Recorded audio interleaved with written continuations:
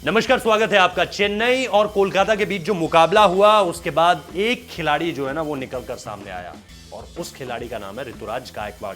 अच्छा, दिलचस्प कहानी है ऋतुराज गायकवाड़ की। 23 साल की उम्र है महज इस समय पे।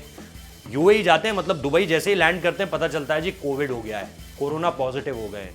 अच्छा, आमतौर पर क्या होता है जब आपको कोरोना होता है ना तो आप हफ्ते भर से 10 दिन के अंदर रिपोर्ट आपकी जो है वो नेगेटिव आ जाती है, लेकिन ये जो बंदा है इसको सही होने में 20 दिन लग गए और 20 दिन में कोविड रिपोर्ट जो है वो नेगेटिव आई। तो महेंद्र सिंह धोनी या फिर टीम मैनेजमेंट ने इनकी बैटिंग तो देखी थी, लेकिन चाहते थे कि हाल के वक्त में थोड़ा सा नेट्स में प्रैक्टिस करते हुए देख लें। अब वो हुआ नहीं तो भैया ट्रस्ट कैसे किया जाए। ट्रस्ट किया नहीं गया तो मुकाबले भी उतने ज्यादा नहीं मिले, वरना आपको पता है चेन्नई की तस्वीर क्या होती है इस मुकाबले में, इस पूरे के पूरे आईपीएल में। ओपन करते ऋतुराज गायकवाड़, उनके साथ शायद फाफ होते या फिर वॉटसन होते, या फिर वॉटसन नंबर 3 पर आते, जिस वजह से ही बाद में latter part of the game में हमने देखा कि सैम करन ऊपर आए।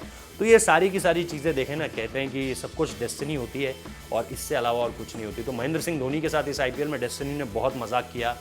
कभी रायना को वापस भेज दिया, पता चला जी वजह थी सिर्फ कि उन्हें बालकनी वाला कमरा नहीं मिला था इसलिए वो वापस चले गए, है ना। फिर उसके बाद हरभजन सिंह ने ऑप्ट आउट कर लिया। फिर उसके बाद जी दीपक चाहर को कोरोना हो गया, वो ठीक हुए। उस दौरान ही ऋतुराज गायकवाड़ की भी कोविड रिपोर्ट जो है वो पॉजिटिव आ गई। मतलब खेल हुआ है इस बार चेन्नई के साथ तगड़े तरीके से। तो ऋतुराज गायकवाड़ फिर वो शख्स जिन्हें बाद में मुकाबले मिले, और बाद में मुकाबले मिले तो 3 मैचों में उनके 2 डक्स थे, 0, 5 और 0। ये उनका पहले 3 मैचेस में स्कोर था। तो धोनी ने बात की और बात करने के बाद कल जब धोनी से पूछा गया तो कहा कि यार ये कम बोलता है बंदा, इस वजह से पता नहीं चल पा रहा था कि ये सोच क्या रहा है, कर क्या रहा है ग्राउंड पे जाके। लेकिन फिर नेट्स में इसे बैटिंग करते हुए देखा, अच्छा लगा, कॉन्फिडेंस दिया इसने, तो फिर इसे और मौका दिया तो लगातार back to back 2 half centuries मार दी। और इंटेंट पता चल जाता है किसी बल्लेबाज का कि वो किस तरह से खेल रहा है। तो भैया धोनी ने ये कह दिया है कि he is one of the, मतलब इस वक्त पे इस दौर के बल्लेबाजों में सबसे बढ़िया बल्लेबाजों में से एक है। मतलब इधर आप देवदत्त पड्डीकल को देख रहे हैं, उधर आप देख रहे हैं कि किस तरह से ऋतुराज गायकवाड़ ने बल्लेबाजी की। मतलब इस आईपीएल में काफ़ी यंगस्टर्स मिले टीम इंडिया को। अगर आप देखें जिस तरह से उससे पहले हमने देखा किस तरह से अपना सूर्य कुमार यादव ने बैटिंग की, तो मतलब लग रहा है कि Indian batting is in good hands.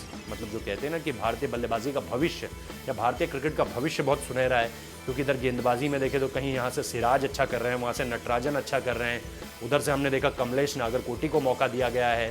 तो ये सारी की सारी चीज़ें जो हैं in favour of Indian cricket जा रही है। तो यही इसी चीज़ का जिक्र करते हुए महेंद्र सिंह धोनी ने जो है ऋतुराज गायकवाड़ को बहुत हाईली प्रेज किया है और भविष्य का सितारा बताया उन्हें। तो महेंद्र सिंह धोनी जिस पर दाव खेल दे यार, वो तो अपने आप में बड़ी बात हो जाती है। और ऋतुराज गायकवाड़ आज हेडलाइंस इसीलिए बना रहे हैं क्योंकि महेंद्र सिंह धोनी ने उनके बारे में काफ़ी पॉजिटिव कहा है। तो लेट्स सी क्या रहता है उनका भविष्य।